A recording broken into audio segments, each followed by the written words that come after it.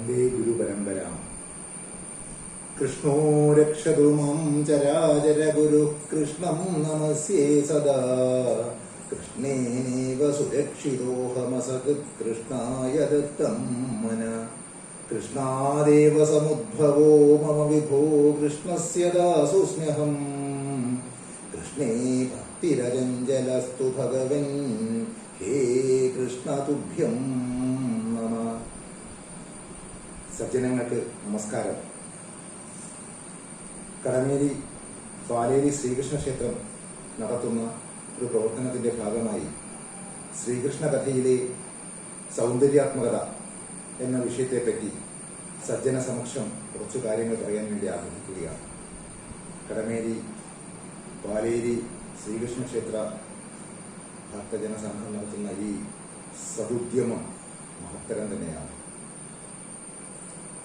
മഹാകവി ചെറുശ്ശേരി പറഞ്ഞതുപോലെ ദേവകി സൂനുവൈ മേവി നിന്നിടുന്ന കേവലൻ തന്നെ ലീല ചൊൽവൻ ആവതല്ലെങ്കിലോ മാശതൻ ചൊൽകയാൽ ആരംഭിച്ചിടുന്നേനായവണ്ണം. ശ്രീകൃഷ്ണ ഭഗവാന്റെ കഥ വളരെ ബൃഹത്തരമാണ്. ശ്രീരാമസ്വാമിയുടെ കഥ പോലെ ഒരു ദുഃഖമുള്ളതല്ലത്. വളരെ വളരെ പരന്നു കിടക്കുന്നതാണ് ശ്രീകൃഷ്ണ കഥ. ഭഗവാന്റെ മഹാവിഷ്ണുവിന്റെ പൂർണ്ണാവതാരമാണല്ലോ ശ്രീകൃഷ്ണൻ. പൂർണ്ണ പുണ്യാവതാരം എന്ന് മേൽപ്പത്തൂർ പറയുന്നു. കൃഷ്ണസ്തു ഭഗവൻ സ്വയം എന്നും പറയാറുണ്ടല്ലോ. ശ്രീകൃഷ്ണന്റെ കുട്ടിക്കാലം മുതൽക്ക് അത്ഭുതങ്ങൾ നടന്നതാണ്. വളരെ വിചിത്രവും ഒരുപാട് അത്ഭുത പ്രവൃത്തികൾ പ്രകടിപ്പിക്കുന്നതുമാണ് കൃഷ്ണന്റെ അവതാര ലീലകൾ. കൃഷ്ണഭഗവാൻ പലർക്കും പലതായിരുന്നു. ഒരു കവി പറയുന്നത് ഇങ്ങനെയാണ്: മല്ലന്മാർക്കിടിവാൾ ജനത്തിനരജൻ മീനങ്കനേണാക്ഷിമാക്കില്ലത്തിൽ സഖി വല്ലവർക്ക് അരികലർക്കം നന്ദനോ നന്ദനൻ. കാലൻ കംസനെ ദേഹികൾക്കിഹ വിരൾ ജ്ഞാനിക്ക് തത്വം പരം മൂലം വൃഷ്ണികുലത്തിനിന്നു കരുതി മാലോകര കണ്ണനെ. മല്ലന്മാർക്ക് ഇടിവാളിനെ പോലെയാണ്. യോദ്ധാക്കൾക്ക് ഇടിവാള് പോലെ ഭയങ്കരനാണ്. ജനത്തിനരജൻ, സാധാരണക്കാരായ മനുഷ്യന്മാർക്ക് രാജാവിനെ പോലെ സംരക്ഷകനാണ്. മീനാങ്കൻ ഏണാക്ഷിമാർക്ക്, സുന്ദരിമാർക്ക് കാമദേവനെ പോലെയാണ്. ഇല്ലത്തിൽ സഖി വല്ലവർക്ക്, ഗോപബാലന്മാർക്ക് കളിക്കൂട്ടുകാരനാണ്. അരിഖലർക്ക്, ദുഷ്ടന്മാർക്ക് ശത്രുവാണ്. നന്ദനോ നന്ദനൻ, നന്ദഗോപർക്കാണെങ്കിൽ സ്വന്തം പൊന്നു മകനാണ്. കാലൻ കംസനെ, അമ്മാവനായ കംസന് കാലനാണ്, അന്തകനെ പോലെയാണ്, യമധർമ്മനെ പോലെയാണ്. ദേഹികൾക്കിഹ വിരാട്, ദേഹികൾക്ക് വിരാട് പുരുഷനാണ്. ജ്ഞാനിക്ക് തത്വം പരം, ജ്ഞാനികൾക്ക്, ജ്ഞാനയോഗികൾക്ക് പരമമായ തത്വമാണ്. അവർക്ക് അറിയാൻ വേണ്ടിയിട്ടുള്ള അറിവിന്റെ സാരമാണ് കൃഷ്ണൻ. മൂലം വൃഷ്ണികുലത്തിനു കരുതി, വൃഷ്ണികുലത്തിന് മൂലമാണ്. വൃഷ്ണി യാദവ വംശത്തിലെ വൃഷ്ണി വിഭാഗക്കാർക്ക്, വൃഷ്ണി വംശജാതർക്ക് അവരുടെ എല്ലാമാണ്, അവരുടെ മൂലാധാരമാണ്. മാലോകര കണ്ണനെ. ഇങ്ങനെ മനുഷ്യന്മാർ പലരും ശ്രീകൃഷ്ണനെ പലതായിട്ടാണ് കാണുന്നത്. യോദ്ധാക്കൾക്ക് ശക്തനായിട്ടുള്ള എതിരാളിയാണ്. നിരാശ്രയരായിട്ടുള്ള ജനങ്ങൾക്ക് രക്ഷകനായിട്ടുള്ള രാജാവാണ്. സുന്ദരിമാരായ ഗോപികമാർക്ക് കാമദേവനാണ്. ഗോപബാലന്മാർക്ക് കളിക്കൂട്ടുകാരനാണ്. കംസനാണെങ്കിൽ കാലനാണ്. നന്ദഗോപർക്കാണെങ്കിൽ പ്രിയപുത്രനാണ്. ജ്ഞാനികൾക്ക് അവർക്ക് അറിയാനുള്ള പരമമായ തത്വമാണ്. കൃഷ്ണികുലത്തിന്റെ ആധാരശിലയാണ്. അങ്ങനെ ഈ കൃഷ്ണനെ പലരും പലതരമായിട്ട് കണ്ടു. കൃഷ്ണസ്തു ഭഗവാൻ സ്വയം എന്ന് പറയുന്നത് പ്രത്യേകമായിട്ട് ശ്രദ്ധിക്കേണ്ടതാണ്. പൂർണ്ണ പുണ്യാവതാരം എന്ന് മേൽപ്പത്തൂരും പറഞ്ഞിട്ടുള്ളത് ഓർക്കേണ്ടതാണ്. കൃഷ്ണാവതാരത്തെ ബ്രഹ്മാവ് പോലും പരീക്ഷിച്ചതായിട്ടുള്ള കഥയുണ്ട്.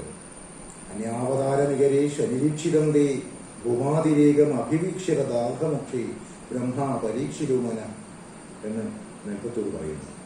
മറ്റവതാരങ്ങളിലൊന്നും കാണാത്ത ദിവ്യമായ ഒരു ഐശ്വര്യം ഈ ശ്രീകൃഷ്ണാവതാരത്തിൽ കാണുന്നത് കൊണ്ട് ബ്രഹ്മാവ് കൃഷ്ണനെ പരീക്ഷിക്കാൻ വേണ്ടി പോയി എന്നുള്ള പ്രസിദ്ധമായിട്ടുള്ള വത്സസ്ഥേയ കഥ തുടങ്ങുന്നത് തന്നെയാണ്. ഭഗവാന്റെ ഈ പൂർണ്ണ പുണ്യാവതാരം വിശ്വോത്കർഷിയായിട്ട് മറ്റെല്ലാറ്റിനേക്കാളും വിജയിച്ചരുളുന്നു. നാരായണത്തിൽ പ്രസിദ്ധമായിട്ടുള്ള ഒരു ശ്ലോകമുണ്ട്, അതിമനോഹരമായിട്ടുള്ളൊരു ശ്ലോകമാണ്. അതിൽ ഭഗവാന്റെ ഈ അവതാര വൈഭവം, ഈ കൃഷ്ണാവതാരത്തിന്റെ ദിവ്യത്വം വ്യക്തമാക്കുന്നൊരു ശ്ലോകമാണ്. മുഹുസ്താവശ്ചക്രം വരുണമജയോ നന്ദഹരണേ യമം ബാലാനീതോ ദവദഹനവാനേ അനിലസഖം വിധിം വത്സസ്ഥേയേ ഗിരിശമിഹ ബാണസ്യ സമരേ വിഭോ വിശ്വോത്കർഷീ തദയമവതാരോ ജയതി തേ. മുഹുസ്താവശ്ചക്രം, ഭഗവാനെ അങ്ങ് ശക്രനെ പല പ്രാവശ്യമായിട്ട് വിജയിച്ചു. ദേവേന്ദ്രനെ പല പ്രാവശ്യമായിട്ട് വിജയിച്ചു. ദേവേന്ദ്രനെ വിജയിച്ച പല കഥകൾ നമുക്കറിയാവുന്നതാണ്. ഒന്ന്, ഗോവർദ്ധന പർവ്വതത്തെ പൂജിക്കാൻ വേണ്ടി ശ്രീകൃഷ്ണൻ പറഞ്ഞപ്പോൾ മഴ പെയ്ച്ചുകൊണ്ട് ദേവേന്ദ്രൻ കൃഷ്ണനുമായിട്ട് മത്സരിക്കുന്നു. കൃഷ്ണനെ പരാജയപ്പെടുത്താൻ വേണ്ടി ശ്രമിക്കുന്നു. അപ്പോൾ ഗോവർദ്ധന പർവ്വതത്തെ പിടിച്ചു നിന്നുകൊണ്ട് 7 ദിവസം ഗോവർദ്ധന പർവ്വതത്തെ ഉയർത്തിപ്പിടിച്ചു നിന്നുകൊണ്ട് ഗോപന്മാരെ എല്ലാം സംരക്ഷിച്ചു. പിന്നീട് ഖാണ്ഡവനം ദഹിപ്പിക്കുമ്പോഴും ദേവേന്ദ്രൻ എതിരായിട്ട് നിൽക്കുന്നു.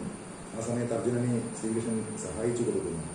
ഇങ്ങനെ പല സമയങ്ങളിലായിട്ട് ദേവേന്ദ്രനെ അങ്ങ് വിജയിച്ചിരിക്കുന്നു.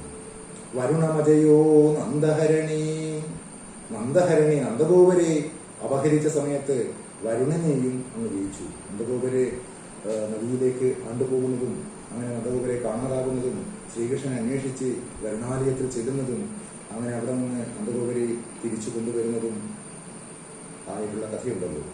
ആ സമയത്ത് വരുണനെയും അങ്ങ് ജയിച്ചു. യമം ബാലാനീതോ, ഗുരുനാഥന്റെ പുത്രരെ വിദ്യാഭ്യാസം കഴിഞ്ഞ് ഗുരുദക്ഷിണ നൽകാൻ വേണ്ടി ഗുരുനാഥനെ മരിച്ചുപോയ കുട്ടിയെ തിരിച്ചു കൊടുക്കാനായി യമധർമ്മന്റെ അടുത്തേക്ക് പോവുകയും അവിടെ നിന്ന് ആ ഗുരുപുത്രനെ തിരിച്ച് ഗുരുനാഥനെ എത്തിച്ചു കൊടുത്തുകൊണ്ട് ഗുരുദക്ഷിണ നൽകി അദ്ദേഹം അനുഗ്രഹീതനാവുകയും ചെയ്യുന്ന കഥ പ്രസിദ്ധമാണല്ലോ. അപ്പോൾ യമധർമ്മനെയും ജയിച്ചു. ദവദഹനവാനേ അനിലസഖം, അനിലസഖനെ, അനിലൻ കാറ്റ്, അനിലന്റെ സഖൻ അഗ്നി, അങ്ങ് അഗ്നിയെയും വിജയിച്ചു. ദവദഹനവാനേ, പണ്ട് കാട്ടുതീ വന്നപ്പോൾ എല്ലാവരും കരഞ്ഞു, കണ്ണാ ഇതാ കാട്ടുതീ ഇതാ വരുന്നു. ആ സമയത്ത് അവരെ രക്ഷിക്കാൻ വേണ്ടി ഗോപബാലന്മാരെയും രക്ഷിക്കാൻ വേണ്ടി ശ്രീകൃഷ്ണൻ കാട്ടുതീ വിഴുങ്ങി. പ്രസിദ്ധമായിട്ടുള്ള കഥയാണല്ലോ. ആ കാട്ടുതീ വിഴുങ്ങിയതിലൂടെ അങ്ങ് അഗ്നിയെയും വിജയിച്ചിരിക്കുന്നു. വിധിം വത്സസ്ഥേയേ, വത്സസ്ഥേയത്തിൽ വിധിയെ നമ്മൾ തൊട്ടു മുമ്പേ പറഞ്ഞ ആ കഥയിൽ ബ്രഹ്മാവ് ഇത് വിഷ്ണുവിന്റെ അതിശക്തമായ അവതാരമാണെന്നും ഈ ശക്തി ഒന്ന് പരീക്ഷിക്കാൻ വേണ്ടിയിട്ട് ഈ പശുക്കളെ അതുപോലെ ഗോപബാലന്മാരെയും മറച്ചു വെക്കുന്നു. ശ്രീകൃഷ്ണനെ വിശ്വസിച്ച് കൂടെ അയച്ച കുട്ടികളെയും പശുക്കളെയും തിരിച്ച് എത്തിച്ചു കൊടുക്കാൻ ആവാതെ കൃഷ്ണൻ പറയുന്നു. കൃഷ്ണൻ ആലോചിച്ചു നോക്കുന്നു, എന്താണ് ഇവിടെ സംഭവിച്ചതെന്ന് ആലോചിച്ച് നോക്കുമ്പോൾ ഇത് ബ്രഹ്മാവിന്റെ വിധിയാണ് എന്ന് ശ്രീകൃഷ്ണ ഭഗവാൻ മനസ്സിലാക്കുന്നു. ഉടനെ തന്നെ സൃഷ്ടികർത്താവിന് സാക്ഷാൽ മഹാവിഷ്ണുവാണ് ഈ ഒരു ഉത്തരവാദിത്വം കൊടുക്കുന്നത്. മഹാവിഷ്ണുവിന്റെ തന്നെ പൂർണ്ണാവതാരമായിട്ടുള്ള ശ്രീകൃഷ്ണൻ ഉടനെ തന്നെ സൃഷ്ടികർമ്മം നടത്തുന്നു. അങ്ങനെ കൃത്രിമമായി ബാലന്മാരെയും പശുക്കളെയും പശുക്കിടാങ്ങളെയും സൃഷ്ടിച്ചുകൊണ്ട് അവരെ വീട്ടിലേക്ക് കൊണ്ടുപോയി ആ വീടുകളിൽ ഈ പശുക്കളെയൊക്കെ എത്തിച്ചു കൊടുക്കുന്നു. പശുക്കൾക്കും പശുക്കുട്ടികൾക്കൊന്നും യാതൊരു മാറ്റവുമില്ല. അമ്മമാരെ കുട്ടികളെ സ്വന്തം മക്കളായി തന്നെ തിരിച്ചറിയുന്നു. അങ്ങനെ സുഗമമായിട്ട് അവർ കഴിയുന്നു. ഒരു വർഷക്കാലം ഇങ്ങനെ നീങ്ങുന്നു. ഒരു വർഷം ശ്രീകൃഷ്ണൻ സൃഷ്ടിച്ച ഈ കുട്ടികളും പശുക്കളും പശുക്കിടാങ്ങളുമായിട്ട് അമ്പാടി സുന്ദരമായിട്ട് നിൽക്കുന്നു. പിന്നീട് ഒരു വർഷം കഴിഞ്ഞപ്പോൾ എന്താണ് അവിടെ എന്ത് സംഭവിക്കുന്നുണ്ട് എന്നറിയാൻ വേണ്ടിയിട്ട് വളരെ ഉദ്വേഗത്തോടുകൂടി ബ്രഹ്മാവ് അവിടെ വന്ന് നോക്കുകയാണ്. ബ്രഹ്മാവ് വന്ന് നോക്കുമ്പോൾ ഇവിടെ യാതൊരു മാറ്റവുമില്ല. ഭൂമിയിലെല്ലാം പതിവ് പോലെ നടക്കുക. പശുക്കിടാങ്ങളെ ഒരു വ്യത്യാസമില്ലാതെ അവരെ നക്കി അവരെ ശുശ്രൂഷിച്ചുകൊണ്ടിരിക്കുന്നു. അമ്മമാര് കുട്ടികളെ താലോലിക്കുന്നു. കുട്ടികളെല്ലാവരും ഉണ്ട്. പശുക്കളെ മേക്കുന്നുണ്ട്. ശ്രീകൃഷ്ണനുണ്ട്. ബ്രഹ്മാവിന് അത്ഭുതമായി. ഇതെങ്ങനെ സംഭവിച്ചു? ബ്രഹ്മാവ് സൂക്ഷിച്ചു നോക്കിയപ്പോൾ ബ്രഹ്മാവ് കണ്ടു എല്ലാ പശുക്കിടാങ്ങളും സാക്ഷാൽ ചതുർബാഹുവായിട്ടുള്ള ശംഖ ചക്ര ഗദ പത്മധാരിയായിട്ടുള്ള ഭഗവാൻ തന്നെയാണ് എന്ന് തിരിച്ചറിയുന്നു. ഉടനെ ബ്രഹ്മാവിന് തന്റെ ഭാഗത്തു നിന്ന് തെറ്റുകൾ തിരിച്ചറിയുന്നു. ഈ ഭാഗം കൃഷ്ണഗാഥയിൽ അതിമനോഹരമായിട്ട് വർണ്ണിക്കുന്നുണ്ട്. ബ്രഹ്മാവിനെ നോക്കുമ്പോൾ അവസാനം വേറൊരു ബ്രഹ്മാവിനെയും കാണുന്നുണ്ട്. ആ ബ്രഹ്മാവും ഈ ബ്രഹ്മാവും തമ്മിൽ സംഭാഷണം നടത്തുന്നതൊക്കെ കൃഷ്ണഗാഥയിൽ അതിമനോഹരമായിട്ട്, വളരെ ഹാസ്യാത്മകമായിട്ട്, വളരെ രസകരമായിട്ട് ചെറുശ്ശേരി ഭാരവി ചെറുശ്ശേരി അവതരിപ്പിക്കുന്നുണ്ട്. ബ്രഹ്മാവ് കണ്ടുപിടിക്കുന്നു. നിങ്ങൾ ആരാന്ന് ചോദിക്കുന്നുണ്ട്. അപ്പോൾ അയാൾ പറഞ്ഞു, ഞാൻ സൃഷ്ടികർത്താവായിട്ടുള്ള ബ്രഹ്മാവാണെന്ന് പറയുന്നു. അപ്പോൾ സൃഷ്ടികർത്താവായ വീരേന്ദ്രൻ ഞാനല്ലേ എന്ന് ഈ ബ്രഹ്മാവ് ചോദിക്കുന്നു. അങ്ങനെ മായ കൊണ്ട് നിർമ്മിക്കപ്പെട്ട ബ്രഹ്മാവും ശരിയായ ബ്രഹ്മാവും തമ്മിലുള്ള സംഭാഷണമൊക്കെ കൃഷ്ണഗാഥയിലെ അതിസുന്ദരമായിട്ട് അവതരിപ്പിക്കുന്നു. അവസാനം ബ്രഹ്മാവ് അവിടുന്ന് കീഴടങ്ങുന്നു. ബ്രഹ്മാവ് സാക്ഷാൽ വിഷ്ണു ഭഗവാന്റെ മായാവിലാസത്തെ അഭിനന്ദിച്ചുകൊണ്ട് അവിടെ ക്ഷമാപണം നടത്തുകയാണ്. അപ്പോൾ ബ്രഹ്മാവിനെ ഈ കൃത്യമായിട്ടുള്ള കാര്യങ്ങളൊക്കെ കാണാൻ സാധിച്ചു. ഇങ്ങനെ വത്സസ്തേയ കഥയിലൂടെ ബ്രഹ്മാവിനെയും ഭഗവാൻ മഹാവിഷ്ണു ഈ ശ്രീകൃഷ്ണാവതാരത്തിലൂടെ വിജയിച്ചിരിക്കുന്നു. വിരിശമികബാണസ്യ സമരേ. പിന്നീട് ബാണസമരത്തിൽ, ബാണയുദ്ധത്തിൽ വിരീശനെ സാക്ഷാൽ ശ്രീപരമേശ്വരനെയും വിജയിച്ചിരിക്കുന്നു. ബാണന്റെ വിശദമായിട്ടുള്ള കഥ. ബാണൻ മഹാനായിട്ടുള്ള ഒരു രാജാവാണ്. മഹാബലിയുടെ മകനാണ്. ബലിപുത്രനാണ്. ബാണൻ ശിവനെ തപസ് ചെയ്തിട്ട് ശിവനെ പ്രീതിപ്പെടുത്തി. ശിവഭഗവാന്റെ ഒരു പ്രത്യേകതയുണ്ടല്ലോ, ശിവനും പിന്നെ സേവിപ്പോരെ ശിരസി കരേറ്റാൻ ഒരു മടിയില്ല. സേവിക്കുന്നവരെ ഭക്തന്മാർക്ക്, എല്ലാ ദേവന്മാരും ഭക്തദാസന്മാരാണ്. ഭക്തന്മാരോട് അതിരറ്റ സ്നേഹമുള്ളവരാണ് ഭഗവാൻ. അങ്ങനെ ബാണന്റെ ഈ തപസ്സില് ശിവൻ പ്രത്യക്ഷനാകുന്നു. ബാണനെ അനുഗ്രഹിച്ചുകൊണ്ട് വരദാനം ആവശ്യപ്പെടാൻ വേണ്ടി പറയുന്നു. ശിവനാണെങ്കിൽ അവിടെ ഈ ബാണന്റെ നിർദ്ദേശം അനുസരിച്ചിട്ട് ബാണനെ സംരക്ഷിക്കാൻ വേണ്ടിയിട്ട് അവിടെ നിൽക്കുക.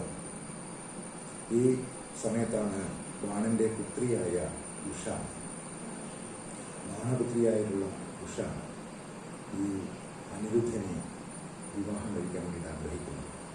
പ്രസിദ്ധമായിട്ടുള്ള കഥയാണ്. ബാണനെ ഒരു മന്ത്രിയുണ്ട്. ബാണന്റെ മന്ത്രിപ്രമുഖനാണ് കുംഭാണ്ഡൻ. കുംഭാണ്ഡന്റെ മകളാണ് ചിത്രലേഖ.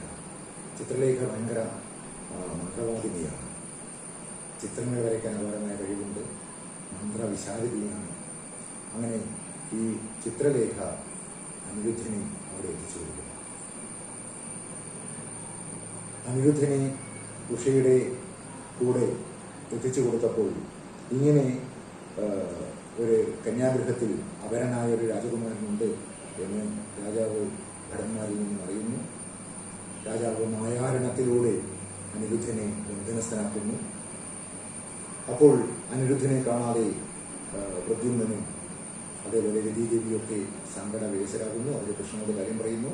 ശ്രീകൃഷ്ണനും ബലരാമനും പ്രദ്യുമ്നനും ഒക്കെ ഈ ബാണനുമായിട്ട് യുദ്ധം ചെയ്യാൻ വേണ്ടിയിട്ട് വരുന്നു. അങ്ങനെ ഇവിടെ ബന്ധനത്തിലാക്കിയിരിക്കുന്ന തൻ്റെ പൗത്രനെ തിരിച്ചു കിട്ടാൻ വേണ്ടി കൃഷ്ണൻ ബാണനോട് യുദ്ധം ചെയ്യും. ബാണന് വേണ്ടി എല്ലാം വാക്കുകൊടുത്ത ശിവഭഗവാൻ ബാണന് വേണ്ടി യുദ്ധം ചെയ്യാൻ വേണ്ടിയിട്ട് തയ്യാറാകുന്നു. അങ്ങനെ ശ്രീപരമേശ്വരനും സുബ്രഹ്മണ്യനും ഗണപതിയും ഒക്കെ ഈ ബാണന് വേണ്ടിയിട്ട് കൃഷ്ണനെതിരായിട്ട് യുദ്ധം ചെയ്യേണ്ടി വരുന്നു. അതിഗംഭീരമായിട്ടുള്ള യുദ്ധമാണ്. അവിടെ ശ്രീകൃഷ്ണൻ ബാണനോട് ഏറ്റുമുട്ടുന്നു. പ്രദ്യുമ്നനും കുംഭാണ്ഡനും തമ്മിൽ യുദ്ധമാകുന്നു. അങ്ങനെ ഗംഭീരമായിട്ടുള്ള യുദ്ധം നടക്കുകയാണ്. സുബ്രഹ്മണ്യനും പ്രദ്യുമ്നനും തമ്മിൽ യുദ്ധം, കുംഭാണ്ഡനും ബലഭദ്രനും തമ്മിൽ യുദ്ധം.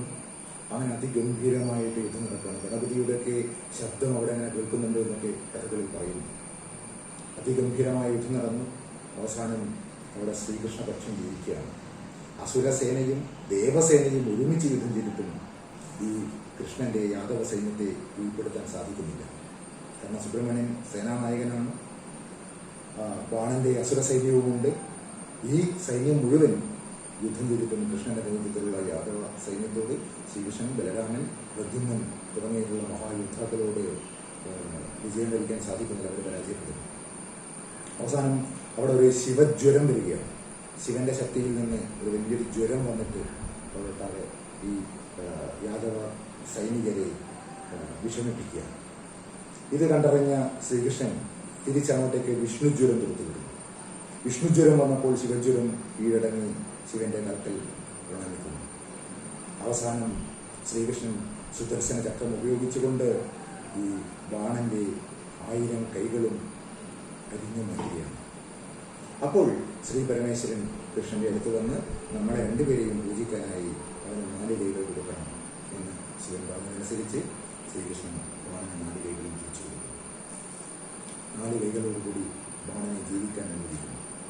സത്യം തിരിച്ചറിഞ്ഞ ബാണൻ ശ്രീകൃഷ്ണ ഭഗവാന്റെ കാൽക്കൽ പ്രണമിച്ചുകൊണ്ട് അദ്ദേഹത്തിന് അദ്വൈത ദർശനമുണ്ടാകുന്നു.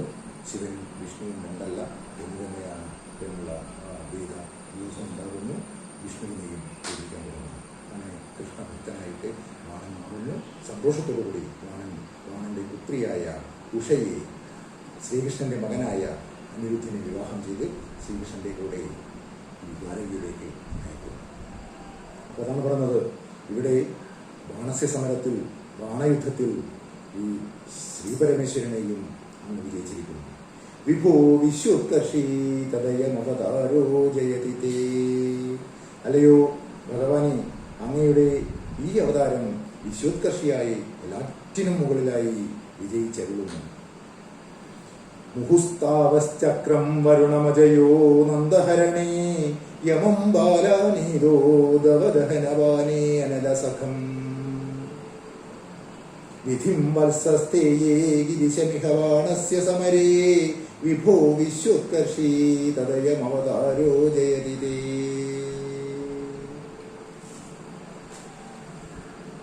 ഇവിടെ ഇന്ദ്രനെയും അഗ്നിയെയും ബ്രഹ്മാവിനെയും ശിവനെയും വരുണനെയും ഒക്കെ ജയിച്ചിരിക്കുന്നു. ഇന്ദ്രൻ, വരുണൻ, അഗ്നി, ബ്രഹ്മാവ്, ശിവൻ ഇവരൊക്കെ ഈ യജ്ഞഭാഗം ഭുജിക്കുന്ന വളരെ പ്രസിദ്ധരായിട്ടുള്ള ദേവതകളാണല്ലോ. ആ തരത്തിൽ ശ്രീകൃഷ്ണാവതാരം എല്ലാത്തിനേക്കാളും മുകളിലായി നിൽക്കുന്നു എന്ന് പറഞ്ഞു. ശ്രീകൃഷ്ണന്റെ കഥകളെല്ലാം വിചിത്രങ്ങളാണ്. അത് മുഴുവൻ സൗന്ദര്യാത്മകവുമാണ്. എത്ര മനോഹരമായൊരു സങ്കല്പമാണ് ഈ ശ്രീകൃഷ്ണ സങ്കല്പം. നമ്മുടെ ഇന്ത്യയിലെ ചിത്രകലകളും ശില്പകലകളും കാവ്യകലകളും നൃത്തകലകളും എല്ലാം കൃഷ്ണകഥകൾ കൊണ്ട് സമ്പന്നമാണ്. ശ്രീകൃഷ്ണ കഥകളില്ലെങ്കിൽ ഇന്ത്യൻ സാഹിത്യവും ഇന്ത്യൻ ശില്പവും ഇന്ത്യൻ സംഗീതവും ഇന്ത്യൻ നൃത്തകലയും ഒന്നും ഉണ്ടാവില്ല എന്ന് തന്നെ പറയേണ്ടി വരും. ശ്രീകൃഷ്ണന്റെ അത്ഭുത ലീലകൾ നിറഞ്ഞതാണ് ആ അവതാര കഥ. കുചേലവൃത്തം അഞ്ചിപ്പാട്ടിൽ രാമപുരത്ത് വാര്യർ അത്ഭുതം കൂടുന്നതുപോലെ രണ്ടമ്മയും രണ്ടച്ഛനും ഒരുത്തനുണ്ടായിട്ടുണ്ടോ പണ്ടെങ്ങാനും ഈശ്വരന്റെ കളി ആശ്ചര്യം. രണ്ടമ്മയും രണ്ടച്ഛനും ഒരുത്തനുണ്ടായിട്ടുണ്ടോ പണ്ടെങ്ങാനും ഈശ്വരന്റെ കളി ആശ്ചര്യം. രണ്ടമ്മയും രണ്ടച്ഛനും ആർക്കെങ്കിലും ഇതുവരെ ഉണ്ടോ? ശ്രീകൃഷ്ണന്റെ രണ്ടച്ഛനും രണ്ടമ്മയുമാണ്. ഈശ്വരന്റെ കളി ആശ്ചര്യം തന്നെയാണ്. കൃഷ്ണന്റെ ജീവിതത്തെ നമുക്ക് 4 നഗരങ്ങളിലായി 4 സ്ഥലങ്ങളിലായിട്ട് ഈ ജീവിത കാലഘട്ടത്തെ നമുക്ക് കാണാം. ആദ്യം മധുരയിൽ ജനിക്കുന്നു. പിന്നീട് അവിടെ നിന്ന് അമ്പാടിയിലേക്ക്, ശ്രീകൃഷ്ണന്റെ നിർദ്ദേശപ്രകാരം അമ്പാടിയിലേക്ക് കൊണ്ടുപോകുന്നു. ശൈശവകാലം മുഴുവൻ അമ്പാടിയിലാണ് കൃഷ്ണൻ കഴിക്കുന്നത്. പിന്നീട് അവിടെ നിന്ന് നന്ദഗോപര് കൂടുതൽ സുരക്ഷ കരുതിയിട്ട് വൃന്ദാവനത്തിലേക്ക് പോകുന്നു. കൃഷ്ണന്റെ ബാല്യകാല ലീലകൾ മുഴുവൻ അവിടെയാണ്, അമ്പാടിയിലാണ്. വൃന്ദാവനത്തിലാണ്. അപ്പം മധുരയിൽ ജനിച്ചു, ശൈശവകാലം അമ്പാടിയിൽ കഴിച്ചു, ബാല്യകാലം വൃന്ദാവനത്തിൽ കഴിച്ചു. പിന്നീട് ഒരുപാട് ശത്രുക്കളെ അവിടെ വച്ച് നേരിടേണ്ടി വരുന്നു. പിന്നീട് കംസന്റെ നിർദ്ദേശപ്രകാരം ചാപപൂജയിൽ പങ്കെടുക്കാൻ വേണ്ടി മധുരയിലേക്ക് വീണ്ടും തിരിച്ചു തരും. മധുരയിൽ തിരിച്ചു ചെന്ന ശേഷം പിന്നീട് അങ്ങോട്ടേക്ക് ഈ കൗമാര കാലഘട്ടം മുഴുവൻ അവിടെയാണ്, മധുരയിലാണ്. കുറെ കാലം മധുരയിൽ അധിവസിക്കുന്നു. പിന്നീട് ജരാസന്ധനെ വഞ്ചിക്കാൻ എന്ന വണ്ണം, ജരാസന്ധനെ തെറ്റിദ്ധരിപ്പിക്കാൻ എന്ന വണ്ണം മധുരാപുരിയിൽ നിന്ന് തൻ്റെ സൈന്യത്തെയും അവിടെയുള്ള ആൾക്കാരെയും മുഴുവൻ ദ്വാരകയിലേക്ക്, സമുദ്രമധ്യത്തിലുള്ള ദ്വാരകാ നഗരത്തിലേക്ക് എത്തിക്കുന്നു. ഇങ്ങനെ ആദ്യം ജനനം മധുരയിലും, അത് ഒരു ദിവസം മാത്രം, പിന്നീട് മുഴുവൻ അമ്പാടി, വൃന്ദാവനം, വീണ്ടും മധുര, പിന്നീട് ദ്വാരക എന്നിങ്ങനെ പല സ്ഥലങ്ങളിലായിട്ടാണ് കൃഷ്ണന്റെ ജീവിതകാലം. ഇതിന് മുഴുവൻ ലോകരക്ഷ ചെയ്യാൻ വേണ്ടി ശ്രീകൃഷ്ണ ഭഗവാൻ തുടക്കത്തിലെ ജനനത്തിൽ തന്നെ അദ്ഭുത വൈചിത്ര്യങ്ങളാണ്. കൃഷ്ണൻ ജനിക്കുന്നതിന് മുമ്പ് തന്നെ കൃഷ്ണന് ശത്രുക്കളാണ്, ധാരാളം ശത്രുക്കളാണ്. നമുക്കറിയാമല്ലോ, വസുദേവരുടെ വിവാഹം കംസൻ തൻ്റെ സഹോദരിയായിട്ടുള്ള, തൻ്റെ അച്ഛൻ്റെ സഹോദരൻ്റെ പുത്രിയായ, ആ വിധത്തിൽ സഹോദരിയായ ദേവകിയുമായിട്ട് നടത്തി കൊടുക്കുകയാണ്. ദേവകിയോട് കംസന് വലിയ സ്നേഹമായിരുന്നു. പെങ്ങളെ വളരെ സ്നേഹമുള്ള ഒരാളെയായിരുന്നു. അങ്ങനെ ഈ സ്നേഹാധിക്യത്താൽ വിവാഹം കഴിഞ്ഞ് ഈ വധൂവരന്മാരെ ഈ ഭർത്തഗൃഹത്തിലേക്ക് എത്തിച്ചു കൊടുക്കാൻ വേണ്ടി രഥം ഓടിക്കുന്നത് പോലും മഹാരാജാവായ കംസനാണ്. അത് ആ സ്നേഹാധിക്യത്താലാണ്. താൻ തന്നെ രഥം നടത്തും, സൂതന്മാരെ അയക്കാതെ താൻ തന്നെ രഥം നടത്തും. അങ്ങനെ രഥത്തിൽ ഈ വസുദേവരെയും ദേവകിയെയും ഇരുത്തി കംസൻ രഥം നടത്തി പോകുമ്പോഴാണ് ആകാശത്തു നിന്നും അശരീരി ഉണ്ടാകുന്നത്. ആ അശരീരി മൊഴി ഇങ്ങനെയായിരുന്നു: ഇവളുടെ സുതൻ അഷ്ടമൻ ഭവാനേ ജഡിതി വധിക്കുമറിഞ്ഞുകൊള്ളുക കംസ. കംസ, ഇവളുടെ 8ാമത്തെ പുത്രൻ നിന്നെ വധിക്കും. ഇത് കേട്ട ഉടനെ കംസൻ രോഷാകുലനാകും. രോഷാകുലനായ കംസൻ ഉടനെ തന്നെ ഇവളുടെ 8ാമത്തെ പുത്രൻ വധിക്കണമെങ്കിൽ ഇവളുണ്ടാകണ്ടേ, അതുകൊണ്ട് ഇവളെ തന്നെ കൊണ്ടുകളയാം. നമുക്ക് കംസന്റെ മനം പെട്ടെന്ന് മാറുന്ന നോക്ക്. സ്വന്തം സുഖത്തിന് വേണ്ടി മാത്രമാണ് മറ്റുള്ളവരോട് സ്നേഹം ചെയ്യുന്നത്. ആത്യന്തികമായ സ്നേഹമല്ല.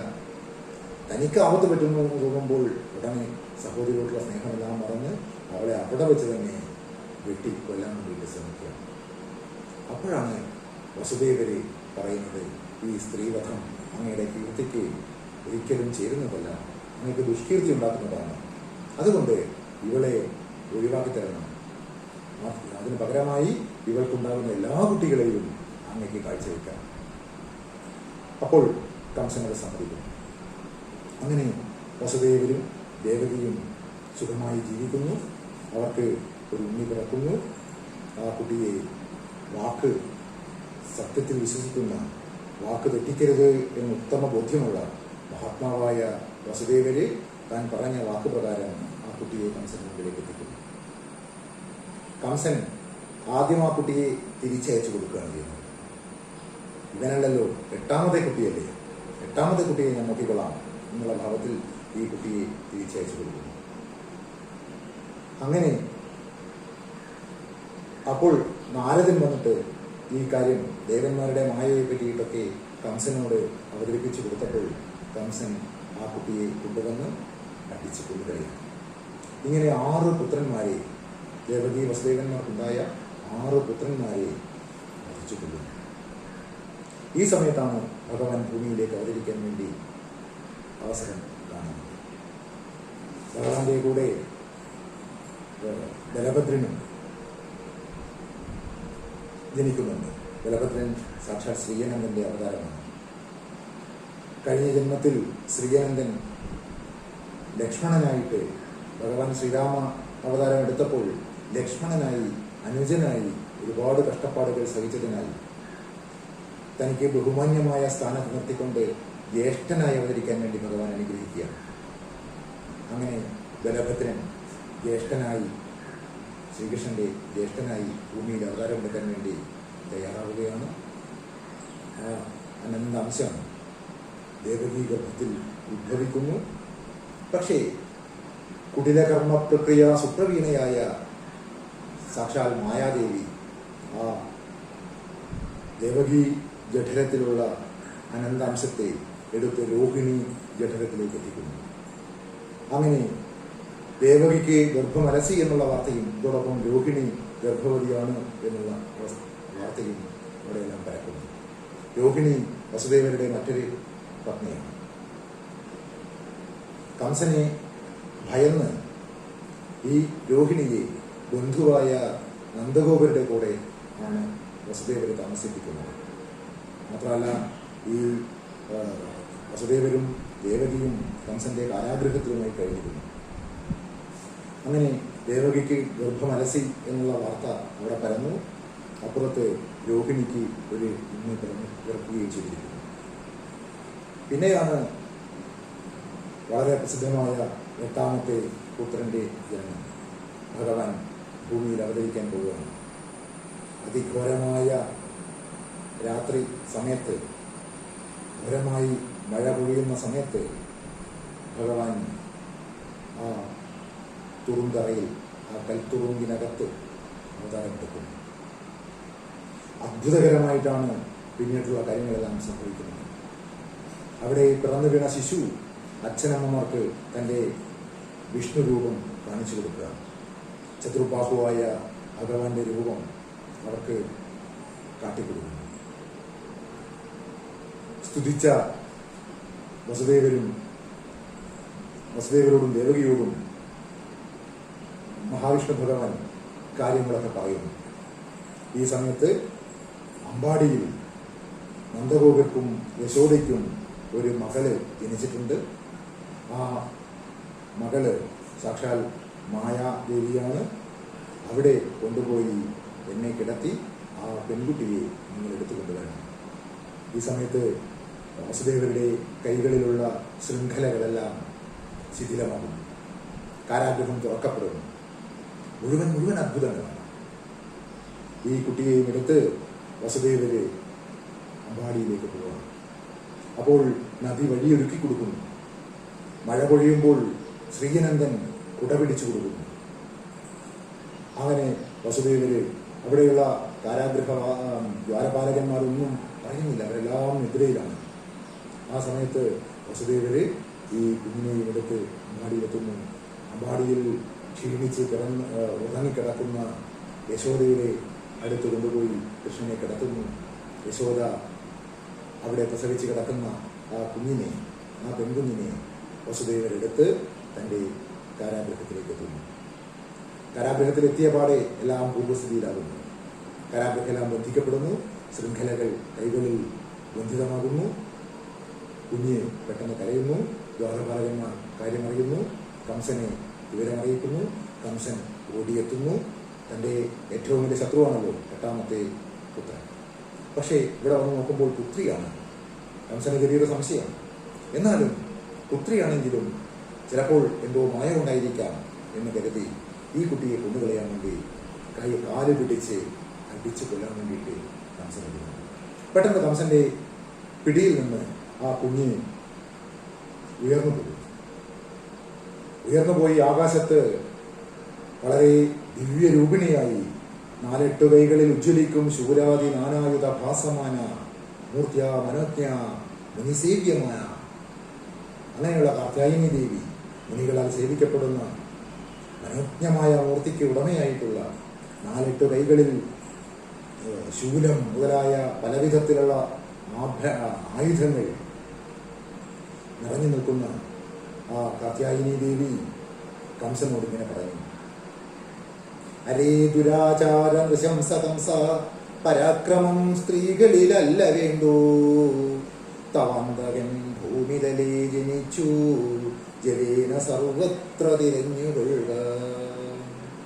അരേ ദുരാചാര നൃശംസകംസ പരാക്രമം സ്ത്രീകളിലല്ല വേണ്ടോ തവന്തകൻ ഭൂമിതലേ ജനിച്ചു ജവേന സർവത്ര തിരഞ്ഞുകൊള്ളുക. അല്ലയോ ദുഷ്ടനായ കംസ, നിന്റെ പരാക്രമം സ്ത്രീകളോടല്ല കാണിക്കേണ്ടത്. നിന്റെ അന്തകൻ ഭൂമിയിൽ ജനിച്ചു കഴിഞ്ഞിട്ടുണ്ട്. എത്രയും പെട്ടെന്ന് അവനെ കണ്ടെത്താനുള്ള പ്രവൃത്തികൾ നോക്കിക്കൊള്ളു. പിന്നെ ഒരു കാര്യം കൂടി ദേവി പറഞ്ഞു, അടിപ്പതിനെങ്കിലും എന്റെ പാദം പിടിച്ചു നീ. എന്നെ അടിക്കാൻ വേണ്ടിയാണെങ്കിലും നീ എന്റെ കാല് പിടിച്ചല്ലോ. കാല് പിടിച്ചൊരാളെ കൊല്ലുന്നത് ശരിയല്ലല്ലോ. അതുകൊണ്ടും നിന്റെ ശത്രു, യഥാർത്ഥ ശത്രു ഭൂമിയിൽ ജന്മമെടുത്ത് കഴിഞ്ഞിട്ടുണ്ട് എന്നതിനാലും നിന്നെ ഞാനിപ്പോൾ കൊല്ലുന്നില്ല എന്ന് പറഞ്ഞുകൊണ്ട് പെട്ടെന്ന് ആ അത്ഭുത രൂപിണിയായ മഹാമായ അവിടെ നിന്ന് അപ്രതീക്ഷയാകുക. കംസനൊട്ടാകെ ഭയവിഹ്വലനായിട്ട് മാറുന്നു. കംസൻ ഉടനെ മന്ത്രിമാരെ വിളിച്ചു വരുത്തുന്നു. എല്ലാ മന്ത്രിമാരെയും വിളിച്ചു വരുത്തുന്നു. അവരോട് നിർദ്ദിഷ്ട സ്ഥലങ്ങളിൽ ഇരിക്കാൻ വേണ്ടി പറയുന്നു. പ്രാതപ്രലംബ പ്രമുഖാനമത്യൻ സർവാൻ സമാഹൂയ സഭോജരാജ സവിഭ്രമ പ്രേരിത ദൃഷ്ടിവത്തേ സ്ഥാനേ നിഷണ്ണാനവതദ്വിനീത. അവിടെ പ്രലംബൻ മുതലായ മുഴുവൻ മന്ത്രിമാരെയും വിളിച്ചു വരുത്തിയിട്ട് അവരോട് ഇരിപ്പിടങ്ങളിൽ ഇരിക്കാൻ വേണ്ടി ആജ്ഞാപിച്ചുകൊണ്ട് അവരോട് ഈ അദ്ഭുത ശിശു എന്നോട് പറഞ്ഞ കാര്യങ്ങളൊക്കെ പറയാം. പിന്നീട് അങ്ങോട്ടേക്ക് കംസൻ ക്രൂരതയുടെ ഒരു പെരുമഴ തന്നെയാണ്. കംസന്റെ ക്രൂരതയുടെ പെരുമഴയാണ്. ഒരിക്കലും ചെയ്യാൻ അരുതാത്ത ഒരുപാട് ക്രൂര കൃത്യങ്ങളാണ് കംസൻ ചെയ്യുന്നത്. എല്ലാ കുഞ്ഞുങ്ങളെയും കൊന്നുകളയും, പൂതനയെ അയക്കുന്നു. ഇവരെല്ലാം ഒടുക്കം കൃഷ്ണന്റെ അടുത്തേക്ക് എത്തുന്നു. കൃഷ്ണൻ എന്നുള്ള അദ്ഭുത ശിശു ഈ ദുഷ്ടന്മാരെ മുഴുവൻ വധിക്കുന്നു. അവിടെ പൂതന, തൃണാവർത്തൻ, ശകടാസുരൻ, അങ്ങനെ പലരും ചെല്ലുകയാണ്. പൂതന വിഷം പുരട്ടിയ മുലയുമായി പാവം ഒന്നും അറിയാത്ത കുഞ്ഞുങ്ങളെ അമ്മിഞ്ഞപ്പാല് കൊടുത്ത് കൊന്ന് നടക്കുകയാണ്. ശ്രീകൃഷ്ണനെ ഈ സ്തന്യം നൽകാൻ വേണ്ടി ശ്രമിച്ചപ്പോൾ അവിടെ നിന്ന് കാറ്റേയും കൂടെ കുടിച്ചു കൊണ്ടിടീനാൻ എന്നാണ് ചെറുശ്ശേരി പറയുന്നത്. പ്രാണവായുവിനെയും കുടിക്കുന്നു. അങ്ങനെ പൂതനയ്ക്ക് മോക്ഷം ലഭിക്കുന്നു. പിന്നീട് ശകടാസുരൻ വരുന്നു. ചാടായി വന്നു ശകടാസുരൻ താൻ ചാടാനൊരുമ്പെട്ടു മുകുന്ദകത്രേ വാടാതെ പാതേന ഹനിച്ചു ബാലൻ ചാടായിരം ഖണ്ഡമതായി വീണു. ചാടായി വന്നാന ദാനവനെങ്കിലും ചാടായി വന്നില്ല മേനിതന്നിൽ. ഓടായി നിന്നു നൂറുങ്ങിനെങ്കിലും ഓടായി വന്നില്ല കൊല്ലുന്നേരം. എന്തിനെല്ലാവരും ചെറുശ്ശേരിയും എത്ര മനോഹരമായിട്ടാണ് ഈ കാര്യങ്ങളൊക്കെ വർണ്ണിക്കുന്നത്. അങ്ങനെ ശകടൻ ശ്രീകൃഷ്ണന്റെ പാദങ്ങളെ കൊണ്ട് തകർക്കപ്പെടുന്നു. ശകടാസുരൻ വധിക്കപ്പെടുന്നു. പിന്നീട് തൃണാവർത്തൻ കാറ്റും ചുഴലിയായിട്ട് വരുന്നു. ചുഴലിക്കാറ്റായി വന്ന് കൃഷ്ണനെ എടുത്ത് അവിടെയും ചെറുശ്ശേരി മനോഹരമായിട്ട് പറയുന്നുണ്ട്, അമ്പരമില്ലാത്ത ആ കുഞ്ഞിനെ അമ്പരം കാണിച്ചു കൊടുത്തു. വസ്ത്രം പോലും കൊടുക്കാത്ത അത്രയും ചെറിയ പിഞ്ചു കുഞ്ഞിനെ എടുത്തു കൊണ്ടുപോയിട്ട് കൊല്ലാൻ വേണ്ടിയിട്ട് ആകാശത്തേക്ക് ചുഴറ്റിക്കൊണ്ടുപോകാം. ആ തൃണാവർത്തനെയും ശ്രീകൃഷ്ണ ഭഗവാൻ വധിക്കുന്നു. പിന്നീട് വത്സാസുരൻ എന്ന അസുരനെ കംസൻ അയക്കുന്നു. വത്സൻ എന്ന് പറഞ്ഞാൽ ഒരു പശുക്കിടാവാണ്. ഒരു കാളക്കുട്ടിയുടെ രൂപത്തിൽ അസുരൻ വരുന്നു. പശുക്കളെ മേച്ച് നടക്കുമ്പോൾ ആ പശുക്കുട്ടിയുടെ രൂപത്തിൽ, അമ്പാടിയിൽ മുഴുവൻ കുട്ടികളാണ്, പശുക്കളാണ്. ആ പശുക്കളുടെ കൂട്ടത്തിൽ ഒരു പശുക്കുട്ടിയായിട്ട് അസുരൻ. കൃഷ്ണൻ തിരിച്ചറിഞ്ഞ് ആ വത്സാസുരന്റെ പിന്നിലത്തെ 2 കാലുകളും പിടിച്ച് മരത്തിലിടിച്ച് കൊന്ന് അവൻ മോക്ഷപ്പെടുത്തുക. പിന്നീട് വരുന്നത് ബകാസുരനാണ്. ബകാസുരൻ ഒരു കൊക്കിന്റെ രൂപത്തിൽ, കൊച്ചയുടെ രൂപത്തിൽ വരുന്നു. വളരെ വലിയ വായുമായി കൃഷ്ണനെ വിഴുങ്ങുന്നു. കൃഷ്ണന്റെ ചൂട് സഹിക്കവയ്യാതെ പുറത്തേക്ക് വിടുന്നു. കൃഷ്ണൻ ആ ബകാസുരന്റെ കൊക്കുകൾ രണ്ടും പിളർന്നുകൊണ്ട് അവനെ കൊല്ലുന്നു. ബകാസുരനെ വധിക്കുന്നു. പിന്നീട് അഘാസുരൻ എന്ന് പറഞ്ഞ മറ്റൊരു അസുരൻ വരുന്നു. അഘാസുരൻ പാമ്പായിട്ടാണ് വരുന്നത്. ഗോപന്മാര് എല്ലാവരും നടക്കുന്ന വഴിയിൽ വലിയ വായ തുറന്നിട്ട് പെരുമ്പാമ്പ് കിടക്കുകയാണ്. ഇതിൻ്റെ ഉള്ളിലേക്ക് ഇതൊരു ഗുഹയാണെന്ന് കരുതിയിട്ട് ഇവരെല്ലാം ഇതിൻ്റെ ഉള്ളിലേക്ക് പോകുന്നു. കൃഷ്ണനും പോകുന്നു. കൃഷ്ണനും പോയപ്പോൾ ഈ അകാസുരൻ വായ അടയ്ക്കുന്നു. അവിടെ നിന്ന് കൃഷ്ണൻ പെട്ടെന്ന് വളർന്ന് വലുതായി ഈ അകാസുരനെ ശരീരം ചീന്തിച്ച് പുറത്തേക്ക് കിടക്കുന്നു. അങ്ങനെ പാമ്പിൻ്റെ രൂപത്തിൽ വരുന്ന അകാസുരനെയും കൊല്ലുന്നു. പിന്നീട് വരുന്ന മറ്റൊരു അസുരൻ ധേനുകനാണ്. ഈ ധേനുകാസുരൻ കഴുതയുടെ രൂപത്തിലാണ് വരുന്നത്. ധേനുകനെ കൊല്ലുന്നത് ബലരാമനാണ്. അങ്ങനെ കൃഷ്ണന്റെ കുട്ടിക്കാലത്ത് തന്നെ ഒരുപാട് സംഭവ ബഹുലമായിരുന്നു ആ ശൈശവകാലം. അല്ലെ, ബാല്യത്തിലേക്ക് എത്തിയിട്ടില്ല, ശൈശവം തന്നെ സംഭവ ബഹുലമായിരുന്നു. കുട്ടിക്കാലത്ത് ഒരുപാട് പ്രശ്നങ്ങളാണ്. രണ്ടമ്മമാര് ദേവകിക്ക് ജനിച്ച ഉടനെ തന്നെ കുഞ്ഞിനെ തൽക്കാലത്തേക്ക് ഉപേക്ഷിക്കേണ്ടി വരുന്നു. ആ ബാല്യത്തിന്റെ ലീലകൾ മുഴുവൻ ആസ്വദിക്കാൻ വിധിക്കപ്പെട്ട അച്ഛനമ്മമാര് നന്ദഗോപരും അതേപോലെ യശോദയാണ്. പക്ഷെ അവർക്ക് ഒരുപാട് പ്രയാസങ്ങൾ, ഒരുപാട് നൊമ്പരങ്ങൾ, ഇങ്ങനെ അനുദിനം ഇങ്ങനെ ശത്രുക്കൾ വന്നെടുക്കുന്നു. അവസാനം നന്ദഗോപര് തീരുമാനിക്കുന്നു, ഇവിടെ ഒരുപാട് അനർത്ഥങ്ങളാണ്, അതുകൊണ്ട് നമുക്ക് അമ്പാടി വാസയോഗ്യമല്ല, അമ്പാടി ഒഴിവാക്കിയിട്ട് പകരം നമ്മുടെ വൃന്ദാവനത്തിലേക്ക് പോകാം. അങ്ങനെ നന്ദഗോപര് ഈ ഇടയന്മാരുടെ മുഖ്യനാണ്, ഇടയന്മാരുടെ രാജാവാണ്. നന്ദഗോപര് അമ്പാടി വിട്ട് വൃന്ദാവനത്തിലേക്ക് പോകുന്നു. വൃന്ദാവനത്തിലാണ് നമ്മൾ കാണുന്ന ശ്രീകൃഷ്ണന്റെ മനോഹരമായിട്ടുള്ള കുട്ടിക്കാലം. പശുക്കളെ മേക്കുകയും ഓടക്കുഴൽ ഇടിക്കുകയും മയിൽപ്പീലി ചൂടുകയൊക്കെ ചെയ്തുകൊണ്ടുള്ള കൃഷ്ണന്റെ ഈ ബാലലീലകളെല്ലാം കൂടുതൽ കാണുന്നത് അവിടെയാണ്. കൃഷ്ണൻ ഇങ്ങനെ കുട്ടികളോടൊത്തിട്ട് അടുത്ത വീടുകളിലൊക്കെ പോയി അവിടെ നിന്ന് പാല്, തൈര്, വെണ്ണ മുതലായ ഭക്ഷ്യവസ്തുക്കളൊക്കെ കവർന്നെടുക്കും. അതിമനോഹരമായിട്ടുള്ള രസകരമായിട്ടുള്ള കാര്യങ്ങളാണ്. അങ്ങനെ സ്വന്തം വീട്ടിൽ നിന്നും അമ്മ എടുത്തു വെച്ച പാലൊക്കെ എടുത്ത് കുടിക്കും, വെണ്ണ എടുത്ത് ഭുജിക്കും, കൂട്ടുകാർക്കെല്ലാം കൊടുക്കും. ഒട്ടൊട്ടും ആചാരകനും കൊടുത്തു, കുറച്ച് പൂച്ചകൾക്കും കൊടുത്തു.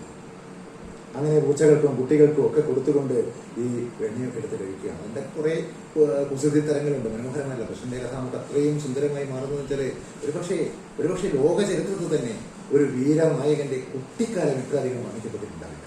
ലോക സാഹിത്യം മുഴുവൻ എടുത്ത് പരിശോധിച്ചാലും ഒരു വീരനായകന്റെ, കൃഷ്ണന്റെ അപ്പുറത്തുള്ള വീരകഥകൾ ഒരുപാട് വരുന്നുണ്ട്. ഒരുപാട് ശിശുപാലനെയും ദന്തവക്രനെയും അതുപോലെ മഹാഭാരത യുദ്ധത്തിലെ ദൗത്യവും ഒക്കെ ഒരുപാട് യുദ്ധങ്ങളും വീരഗാഥകളുണ്ട്. പക്ഷേ ഇത്രയും വീരപുരുഷനായുള്ള ഒരു നായകന്റെയും കുട്ടിക്കാലം ഇത്രയധികം ഒരു സാഹിത്യവും വന്നിട്ടില്ല. കൃഷ്ണന്റെ കുട്ടിക്കാലം എത്ര സുന്ദരമാണ്. അങ്ങനെ കുറേ കുസൃതിത്തരങ്ങളൊക്കെ ചെയ്തു. അവിടെ വന്ന് അടുത്ത വീടുകളിൽ പോയിട്ട് അവിടെ നിന്ന് പാല് കുടിച്ചിട്ട് പകരം വെള്ളം എടുത്ത് വെക്കുന്നു. അപ്പോൾ അവർ അച്ഛനെ കൊടുക്കുമ്പോൾ പാലാണെന്ന് പറഞ്ഞ് കൊടുക്കുമ്പോൾ വെള്ളമായി പോകുന്നു. അതുപോലെ അപ്പം എടുത്തിട്ട് പകരം ചാണകം അപ്പം ഉണ്ടാക്കി വെക്കുന്നു. ഒരുപാട് കഥകൾ നമ്മൾ കേൾക്കുന്നുണ്ട്. ഇതിനിടയിലെ രസകരമായ ചെറുശ്ശേരിയൊക്കെ കൃഷ്ണകഥയിലൊക്കെ അതിസുന്ദരമായിട്ട് അവതരിപ്പിക്കുന്നുണ്ട് ആ കുട്ടിക്കാലത്തെ കളികൾ. ഒരിക്കല് കൃഷ്ണൻ വെണ്ണയ്ക്ക് വേണ്ടി പറഞ്ഞപ്പോൾ ഒരു കയ്യിൽ വെണ്ണ കൊടുത്തു. സാധാരണയായിട്ട് ഒരു കയ്യിൽ, വലത്തെ കയ്യിൽ വെണ്ണ കൊടുത്തു. അങ്ങനെ വലത്തെ കയ്യിൽ യശോദാമ്മ വെണ്ണ കൊടുത്തു. ഉടനെ കൃഷ്ണൻ പറയാണ്, എൻ്റെ ഇടത്തെ കൈ വെറുതെ കരിയില്ലേ അമ്മേ? വലത്തെ കയ്യിൽ വെണ്ണ തരുമ്പോൾ ഇടത്തെ കൈ കരിയില്ലേ? ഏട്ടന് വെണ്ണ കൊടുക്കുമ്പോൾ ഞാൻ കരിയില്ലേ? അപ്പോൾ എന്ത് സുന്ദരമായിട്ടാണ് അത് അവതരിപ്പിക്കുന്നത് നോക്കുക. ഒറ്റക്കൈ തന്നിൽ നീ വെണ്ണ തന്നിടുമ്പോൾ മറ്റേ കൈ കണ്ടിട്ടു കേഴുമല്ലോ. മൂത്തവൻ കയ്യിൽ നീ വെണ്ണ വെച്ചിടുമ്പോൾ ആർത്തനായി നിന്നു ഞാൻ കേഴും പോലെ. അങ്ങനെ അമ്മ രണ്ട് കയ്യിലും വെണ്ണ വെച്ചു കൊടുത്തു. പുറത്തുപോയി ഈ വെണ്ണയൊക്കെ ഉടനെ വിഴുങ്ങി കഴിച്ച് അമ്മയുടെ അടുത്ത് വന്ന് വീണ്ടും കരഞ്ഞുകൊണ്ട്, കപടമായി കരഞ്ഞുകൊണ്ട് കൃഷ്ണൻ പറയാണ്, എന്താണ്? കള്ളനായുള്ളൊരു കാകൻ തൻ വന്നെൻ്റെ കയ്യിലെ വെണ്ണയെ കൊണ്ടുപോയി.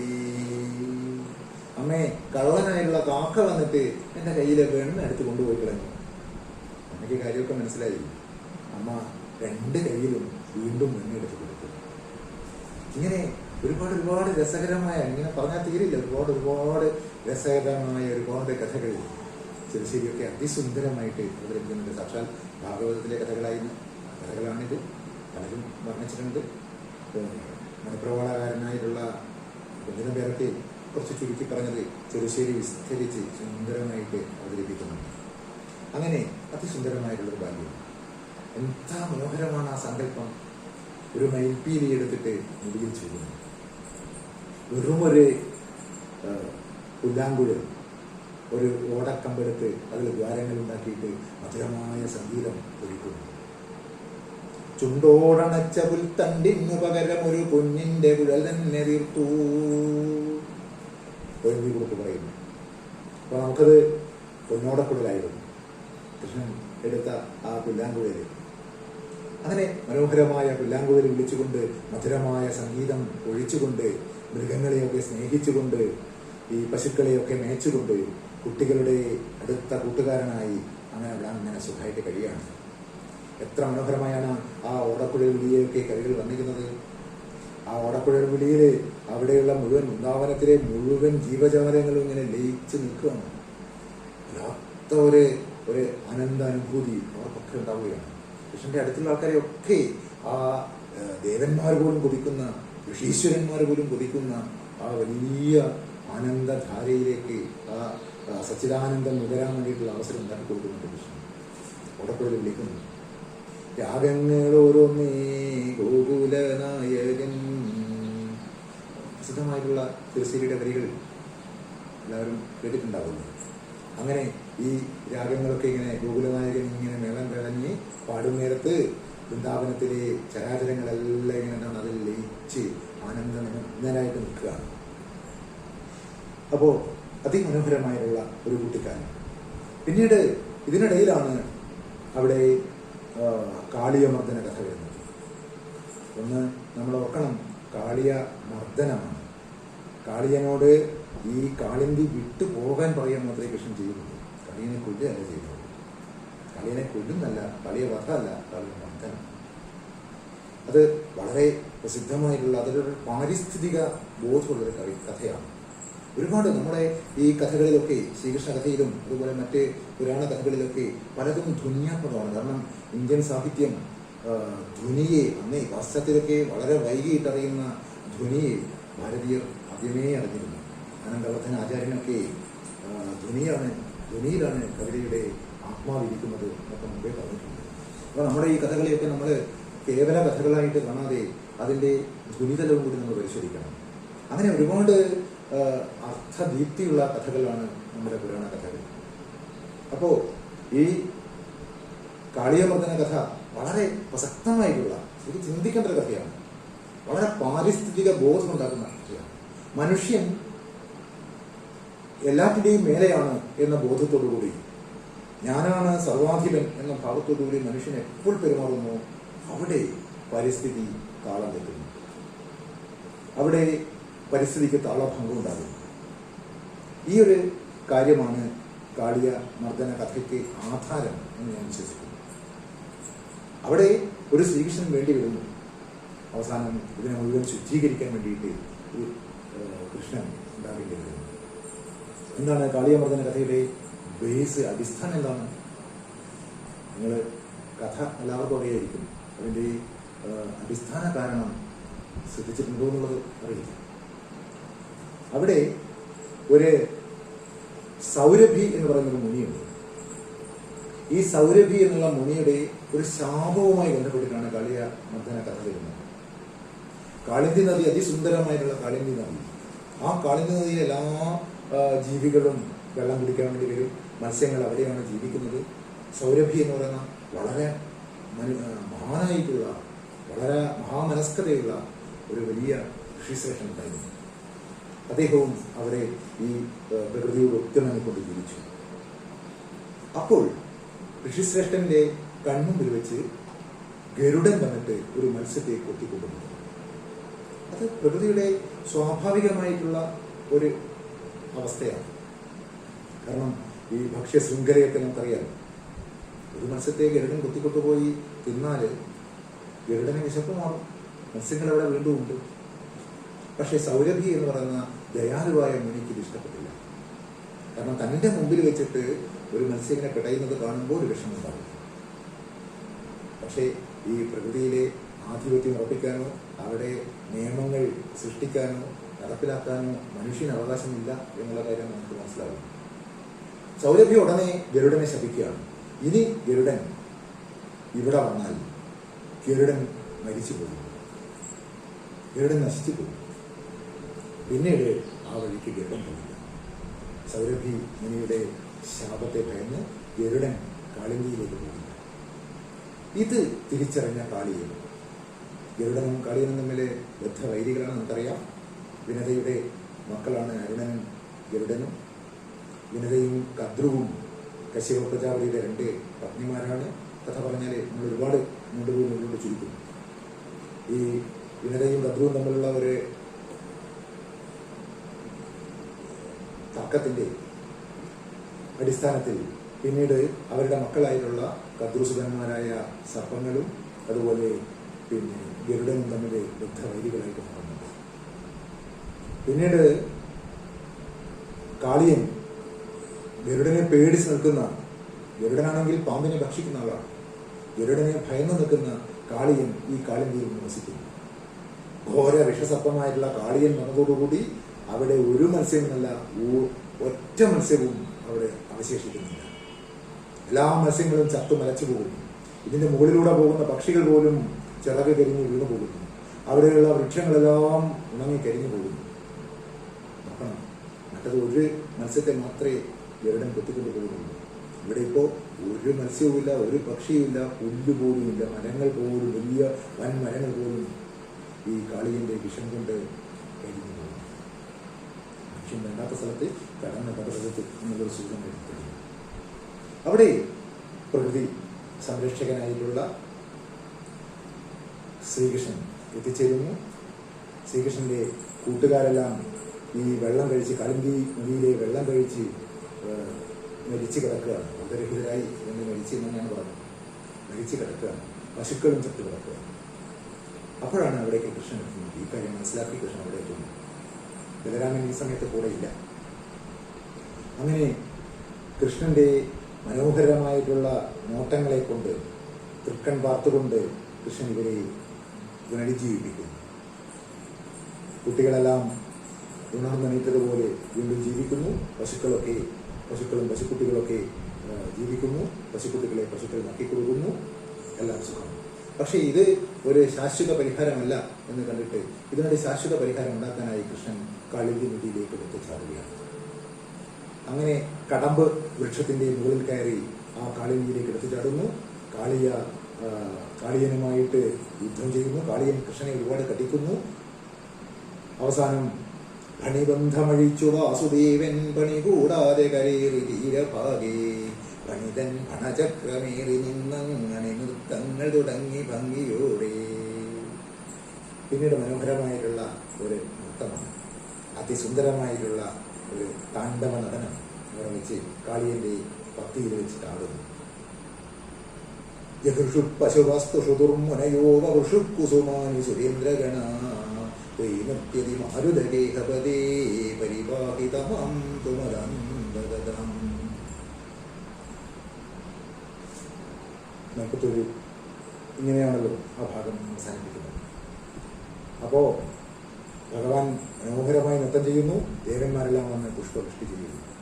അവസാനം ഈ കാളിയൻ ഭക്തി താഴ്ത്തുന്നു. ഇതിനെ ഒരുപാട് പല കവികൾ പല വീക്ഷണ കോണുകളിൽ നിന്ന് ഈ കഥയെ കണ്ടിട്ടുണ്ട്. ഈ കഥ സ്വാതന്ത്ര്യ സമര കാലഘട്ടത്തിൽ മഹാകവി വള്ളത്തോളിന് ഇത് ബ്രിട്ടീഷ് സാമ്രാജ്യത്തിന്റെ മുകളിൽ നിന്ന് നിരായുധനായിട്ട് നൃത്തമാടുന്ന ഗാന്ധിജിയായി ഈ കാളിയ സർപ്പത്തിന്റെ മുകളിൽ നിന്ന് നൃത്തം ചെയ്യുന്ന കൃഷ്ണനെ സങ്കല്പിക്കാൻ കഴിയുന്നു. പ്രശസ്ത കവയിത്രിയായ സുഗതകുമാരിക്ക് ഇത് അഹങ്കാരം കൊണ്ട് ജടിലമായ മനുഷ്യ മനസ്സാണ്. അതിന്റെ മുകളിൽ വന്ന് ഭഗവാൻ നൃത്തം ചെയ്യുമ്പോൾ അഹങ്കാരം, ഞാനെന്ന ഭാവം ഇല്ലാതായി പോകുന്നു. അങ്ങനെ അവിടെ മനസ്സിലെ അഹങ്കാരങ്ങൾ ഇല്ലാതാകുമ്പോൾ അവിടെ ദൈവ സാന്നിധ്യം ഉണ്ടാകുന്നു. ഭഗവാന്റെ കാരുണ്യം കൊണ്ട് മാത്രമേ അഹങ്കാരം ഇല്ലാതാവുകയുള്ളൂ. പല കവികൾ ഒരുപാടെടുത്ത് അവതരിപ്പിച്ച കഥയാണ്. പിന്നീട് അവിടെ നിന്ന്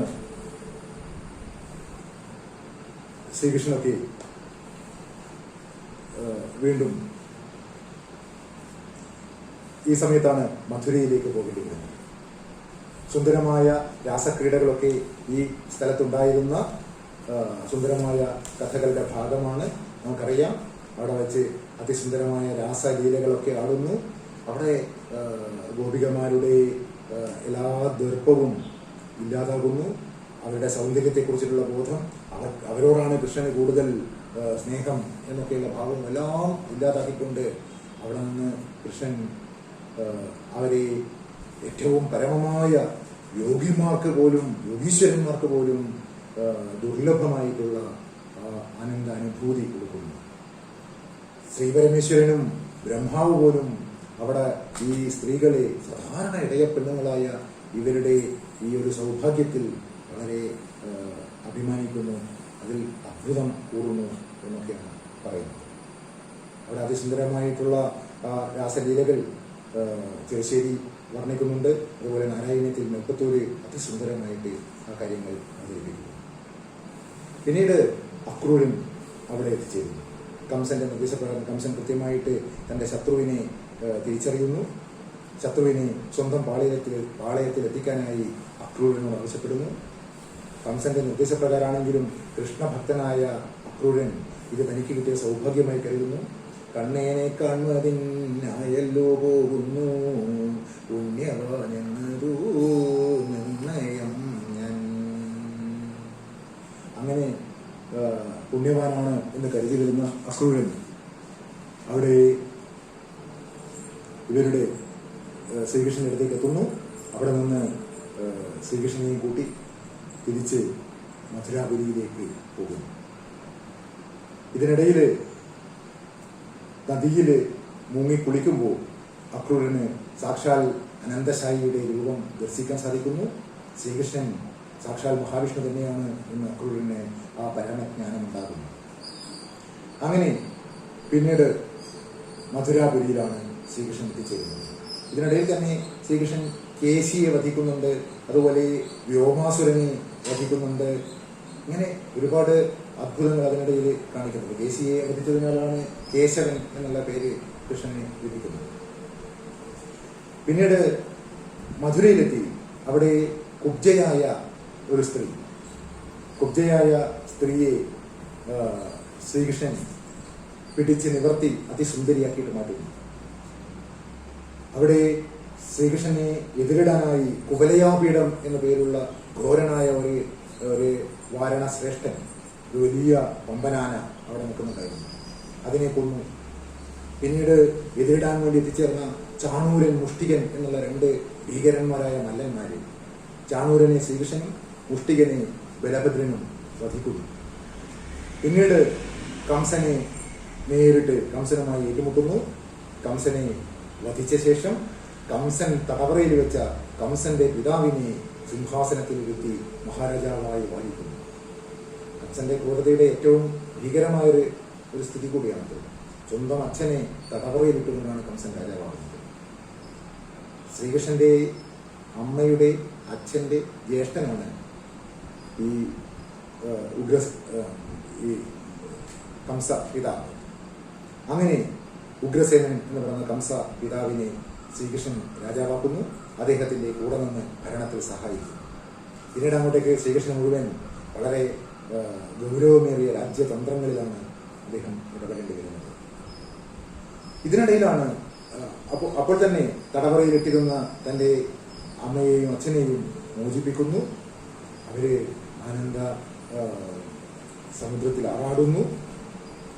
പിന്നെയാണ് ശ്രീകൃഷ്ണന്റെ വിദ്യാഭ്യാസമൊക്കെ വരുന്നത്. അവിടെ നിന്ന് സാന്ദീപിനി മുനിയുടെ അടുത്ത് പോയി ശ്രീകൃഷ്ണനും ബലഭദ്രനും വിദ്യ അഭ്യസിക്കുന്നു. അവിടെ വെച്ച് സുധാമാവ് എന്ന് പറയുന്ന ഒരു ആത്മമിത്രത്തെ കൃഷ്ണന് കിട്ടുന്നു. സുധാമാവ് കുൽസിതമായ ചേല ധരിച്ചവനായതുകൊണ്ട് പിന്നീട് അദ്ദേഹത്തെ പലരും കുചേരൻ എന്നാണ് വിളിച്ചിരുന്നത്. അങ്ങനെ സുധാമാവ് എന്ന് പറഞ്ഞ ഒരു ആത്മമിത്രത്തെ കൃഷ്ണൻ അവിടെ വെച്ച് കിട്ടുന്നു.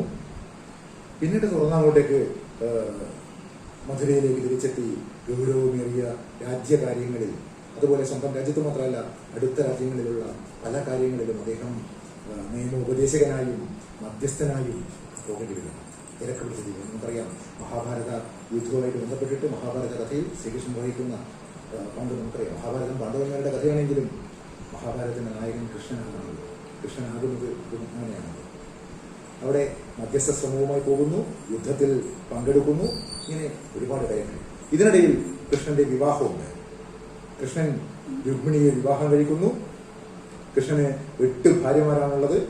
രുക്മിണി, സത്യഭാമ, ജാമ്പവതി, കാളിന്തി, മിത്രവിന്ദ, സത്യ, ഭദ്ര, ലക്ഷണ. ഇതാണ് കൃഷ്ണന്റെ 8 ഭാര്യമാർ. ഇതില് രുക്മിണി സാക്ഷാൽ മഹാലക്ഷ്മിയുടെ അവതാരമാണ്. വിദർഭയിലെ രാജകുമാരിയാണ് രുക്മിണി. സത്യഭാമ യാദവ മുഖ്യനായിട്ടുള്ള സത്രാജിത്തിന്റെ മകളാണ്. അവിടെ ഒരുപാട് കഥകൾ പറയാനുണ്ട്. സമയ ദൗർലഭ്യം നിമിത്തം ഞാൻ കൂടുതൽ പറയുന്നില്ല. അവിടെ സത്യഭാമയുടെ കാര്യം പറയുമ്പോൾ ചെമന്തകരത്നത്തിന്റെ കഥയും സത്രാജിത്തിന്റെ കഥയും പ്രസേനന്റെ വധവും ഒക്കെ പറയാനുണ്ട്. പിന്നീട് അതിനെ തന്റെ ഭാഗത്ത് ന്യായീകരിക്കാൻ വേണ്ടിയിട്ട്, സത്യം തെളിയിക്കാൻ വേണ്ടി കൃഷ്ണൻ പോകുമ്പോഴാണ് കൃഷ്ണനെ ജാമ്പവതി, സത്യഭാമ എന്നിങ്ങനെയുള്ള 2 ഭാര്യമാരെ കിട്ടുന്നത്. ജാമ്പവാനുമായിട്ടുള്ള യുദ്ധമൊക്കെ മനോഹരമാണ്. ഒരുപാട് കാലം യുദ്ധം ചെയ്തു. 28 ദിവസം കൃഷ്ണനും ജാമ്പവാനും തമ്മിൽ യുദ്ധം ചെയ്തു. ആദ്യം കുറേ കൃഷ്ണൻ സഹിച്ചു കൊടുത്തു. കാരണം കൃഷ്ണൻ അറിയാൻ ജാമ്പവാൻ 3 അവതാരത്തിലും ഭഗവാനെ പൂജിച്ച ആളാണ്. വാമനാവതാരത്തിൽ വാമനന്റെ കൂടെ പെരുമ്പറ കൊത്തിയിട്ട് സഞ്ചരിച്ച ആളാണ്. ശ്രീരാമാവതാരത്തിൽ നമുക്ക് എല്ലാവർക്കും അറിയാം ജാമ്പവാൻ രാമരാവണ യുദ്ധത്തിൽ വഹിച്ച പങ്ക്. ശ്രീകൃഷ്ണ അവതാരത്തിൽ ഇപ്പോഴും. അപ്പോൾ അങ്ങനെ ജാമ്പവാനുമായി ഏറ്റുമുട്ടുന്നു. അവസാനം 28 ദിവസം കഴിഞ്ഞപ്പോൾ ജാമ്പവാൻ വൃദ്ധനാണ്. വയോവൃദ്ധനായ ജാമ്പവാൻ മെല്ലെ ഈ കണ്ണുകൾ തുറന്നു നോക്കുമ്പോൾ ശ്രീകൃഷ്ണനെ കാണുന്നു. ഉടനെ അവിടുന്ന് പ്രാർത്ഥിക്കുകയാണ്, അങ്ങ് എൻ്റെ തെറ്റുകളെല്ലാം പൊറുക്കണം, എൻ്റെ ഈ മകളെ അങ്ങ് സ്വീകരിക്കണം. അതിസുന്ദരിയായ ജാമ്പവതി എന്നുള്ള മകളെ ജാമ്പവാൻ ശ്രീകൃഷ്ണനെ സമ്മാനിക്കും. ഈ ജാമ്പവതിയിലാണ് കൃഷ്ണന് സാമ്പൻ എന്ന് പറയുന്ന മകനുണ്ടാകുന്നത്. ഈ സാമ്പൻ പിന്നീട് ദുര്യോധനന്റെ മകൾ ലക്ഷണയെയാണ് കല്യാണം കഴിക്കുന്നത്. ശ്രീകൃഷ്ണന്റെ മറ്റൊരു ഭാര്യ കാളിന്തിയാണ്. മിത്രവിന്ദ ശ്രീകൃഷ്ണന്റെ പിതൃ സഹോദരിയുടെ പുത്രിയാണ്. അതുപോലെ ഭദ്ര എന്ന് പറയുന്നതും ശ്രീകൃഷ്ണന്റെ മറ്റൊരു പിതൃ സഹോദരിയുടെ പുത്രിയാണ്.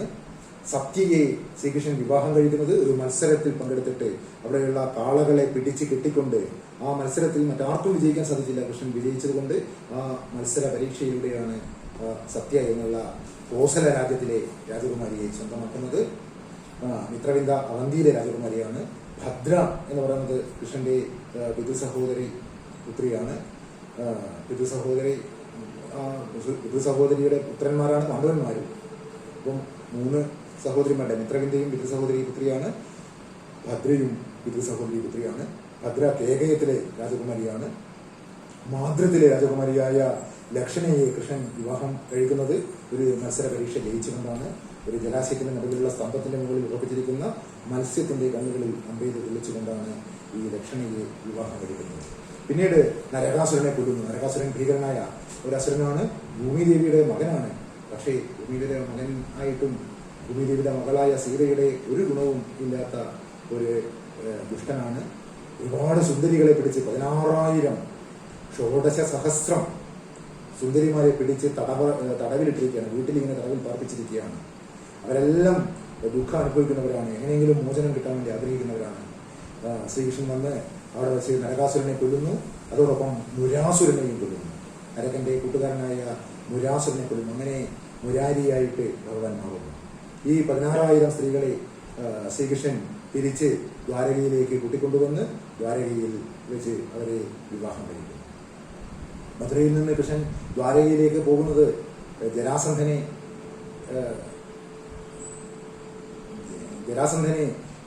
തോൽപ്പിക്കാൻ വേണ്ടിയിട്ടാണ്.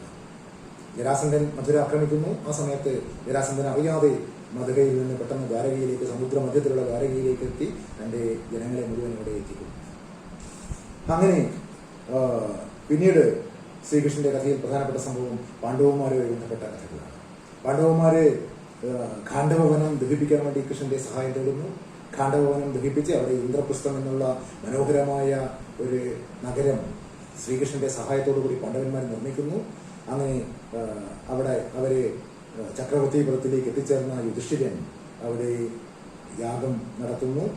അങ്ങനെ രാജസൂയം നടത്തുമ്പോൾ അവിടെ അഗ്രപൂജയ്ക്ക് വേണ്ടി, അഗ്രപൂജ എന്നും പറയുന്നുണ്ട്, അഗ്രപൂജയ്ക്ക് വേണ്ടി ശ്രീകൃഷ്ണനെയാണ് തിരഞ്ഞെടുക്കുന്നത്. ഭീഷ്മരെ പോലെ, ദ്രോണരെ പോലെ, വിതുരരെ പോലെ, കൃപരെ പോലെ ഒക്കെയുള്ള ഒരുപാട് ആചാര്യന്മാരുണ്ടായിരിക്കെ യുധിഷ്ഠിരനേക്കാളും ഭീമനേക്കാളും പ്രായം കുറഞ്ഞ കൃഷ്ണനെയാണ് അഗ്രപൂജയ്ക്ക് വേണ്ടി അവർ തിരഞ്ഞെടുത്തത് എന്നുള്ളതും ശ്രീകൃഷ്ണന്റെ ജീവിതകാലത്ത് തന്നെ ശ്രീകൃഷ്ണൻ എത്രമാത്രം ആദരിക്കപ്പെട്ടിരുന്നു. ശരിക്കും പറഞ്ഞാൽ ഇവർ ബന്ധുക്കളാണ്. അപ്പം യുധിഷ്ഠിരന്റെയും ഭീമന്റെയും അനുജനാണ് കൃഷ്ണൻ. എന്നിട്ടും കൃഷ്ണനെയാണ് അഗ്രപൂജയ്ക്ക് വേണ്ടി അവരെ തിരഞ്ഞെടുത്തിരിക്കുന്നത്. പക്ഷേ കൃഷ്ണന്റെ ഒരു സഹോദരി പുത്രനായിട്ടുള്ള ശിശുപാലൻ ഇതിനെ എതിർക്കുന്നു. കൃഷ്ണനെ അപഹസിച്ചുകൊണ്ട് കുറെ സംസാരിക്കുന്നു. ശിശുപാലനെ സുദർശന ചക്രം ഉപയോഗിച്ചുകൊണ്ട് കൊല്ലുന്നു. പിന്നീട് എതിരായി വന്ന ദന്തവക്രനെയും ശ്രീകൃഷ്ണൻ തന്റെ കൗമോദകി എന്നുള്ള ഗത ഉപയോഗിച്ചിട്ട് കൊല്ലുന്നു. ഈ ശിശുപാലനും ദന്തവക്രനും 3 ജന്മങ്ങളിലായി മഹാവിഷ്ണുവിന്റെ കൈകൊണ്ട് മരണം വരിച്ച ആൾക്കാരാണ്. മഹാവിഷ്ണുവിന്റെ ദ്വാരപാലകന്മാരായ വിജയന്മാരാണ് ഹിരണ്യാക്ഷനും ഹിരണ്യകശിപുവുമാകുന്നത്. ഹിരണ്യാക്ഷനെ വരാഹാവതാരത്തിലൂടെയും ഹിരണ്യകശിപുവിനെ നരസിംഹാവതാരത്തിലൂടെയും പിന്നീട് അവരുടെ അടുത്ത ജന്മത്തിൽ ഈ ഹിരണ്യാക്ഷനും ഹിരണ്യകശിപുവും പിന്നീട് രാവണ കുംഭകർണന്മാരായി ജനിക്കുന്നു. അവരെ ശ്രീരാമാവതാരത്തിലൂടെ വിഷ്ണു മോക്ഷം കൊടുക്കുന്നു. പിന്നീട് 3-ാം ജന്മത്തിൽ അവര് ശിശുപാലനും ദന്തവക്രനുമാകുന്നു. മഹാവിഷ്ണു ശ്രീകൃഷ്ണ അവതാരമെടുത്ത് അവർക്ക് ശരിക്ക് മോക്ഷം കൊടുത്തുകൊണ്ട് അവർക്ക് പൂർവ്വസ്ഥിതി ദാനം ചെയ്യുകയാണ്. അങ്ങനെ പിന്നീട് പാണ്ഡവന്മാരുടെ സഹായത്തിന് വേണ്ടി ഒരുപാട് കാര്യങ്ങൾ ചെയ്യുന്നു. നമുക്കറിയാം, ഒരുപാട് അത്ഭുതങ്ങൾ ചെയ്യുന്നു. പാഞ്ചാലി സഭയിൽ വെച്ചിട്ട് അപഹസിക്കപ്പെടുമ്പോൾ പാഞ്ചാലിക്ക് വസ്ത്രം സൃഷ്ടിച്ചു കൊടുക്കുന്നു. അങ്ങനെ അവസാനം ഈ ദുശാസനൻ അവിടെ വന്ന് ബോധം കെട്ട് വീഴുന്ന അവസ്ഥയുണ്ടാകുന്നു. പാഞ്ചാലിക്ക് പിന്നെയും സഹായങ്ങൾ ചെയ്തു കൊടുത്ത ഒരുപാട് കഥകളുണ്ട്. ഇവരുടെ പാഞ്ചാലിക്ക് അക്ഷയപാത്രം ഉണ്ടായിരുന്നു. അക്ഷയപാത്രത്തിലെ ഭക്ഷണവും തീർന്ന ശേഷം അവിടെ എത്തിച്ചേർന്ന ദുർവാസാവ് പാഞ്ചാലിയെ ശപിക്കുമെന്ന ഘട്ടം വരുമ്പോൾ അവിടെ എത്തിച്ചേർന്ന കൃഷ്ണൻ അവിടെ നിന്ന് ഭക്ഷണം കഴിക്കാൻ വേണ്ടി പറയുന്നു. പാഞ്ചാലി എല്ലാം തീർന്നുപോയി. കഷ്ടപ്പാട് കൃഷ്ണനോട് പറയുന്നു. കൃഷ്ണൻ പറയുന്നു, ആ പാത്രം ഒന്ന് കൊണ്ടുവന്നാൽ മതി, അതിൽ എന്തെങ്കിലും ഉണ്ടാകും, ഞാൻ കഴിച്ചോളാം പറയുന്നു. അങ്ങനെ അതിൽ നിന്നൊരു ചീരയില എടുത്തിട്ട് കൃഷ്ണൻ ഭുജിക്കുന്നു. കൃഷ്ണൻ ഇത് ഭുജിച്ചപ്പോൾ ദുർവാസാവിനെ വയറ് നിറഞ്ഞതായിട്ട് തോന്നുന്നു. അങ്ങനെ ദുർവാസാവിന്റെ ശാപത്തിൽ നിന്നും പാഞ്ചാലിയെ രക്ഷിച്ചു കൊടുക്കുന്ന കഥ നമുക്കറിയാം. പിന്നീട് പാണ്ഡവന്മാർക്ക് വേണ്ടി ദൂത് പോകുന്നു. കൗരവന്മാരും ബന്ധുക്കളാണ്. എന്നിട്ടും കൃഷ്ണന്റെ വാക്കുകൾ കൗരവന്മാരെ സ്വീകരിക്കുന്നില്ല. ഭീഷ്മരും ദ്രോണരൊക്കെ ആദരിക്കുന്ന കൃഷ്ണനെ ദുര്യോധനൻ അംഗീകരിക്കുന്നില്ല. അങ്ങനെ ഭഗവദ്ദൂത് വിജയകരമല്ലാതായി മാറുന്നു. കാരണം അവർക്ക് മരണശിക്ഷ തന്നെയാണ് വിധിക്കപ്പെട്ടിട്ടുള്ളത്. അവിടെ വെച്ച് കൃഷ്ണൻ അത്ഭുതകരമായി വിശ്വരൂപം കാണിച്ചു കൊടുക്കുന്നു.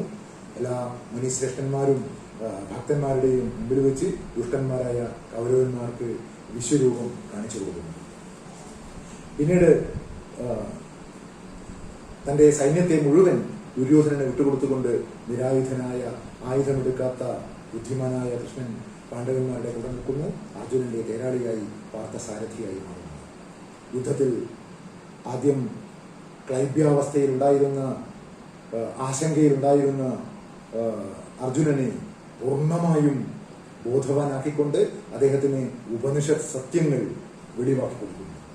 ഉഴറിയരുളിന മൊഴികൾ ഉപനിഷത്താകയാൽ ഓതിനാർ ഗീതയെന്നാദരാൽ ജ്ഞാനികൾ. അർജുനന് ഭഗവാൻ കൊടുത്തിട്ടുള്ള ഉപദേശങ്ങൾ എല്ലാം ഉപനിഷത്തുകളായിരുന്നു. അത് പിന്നീട് ഗീത എന്ന പേരിൽ അറിയപ്പെട്ടു.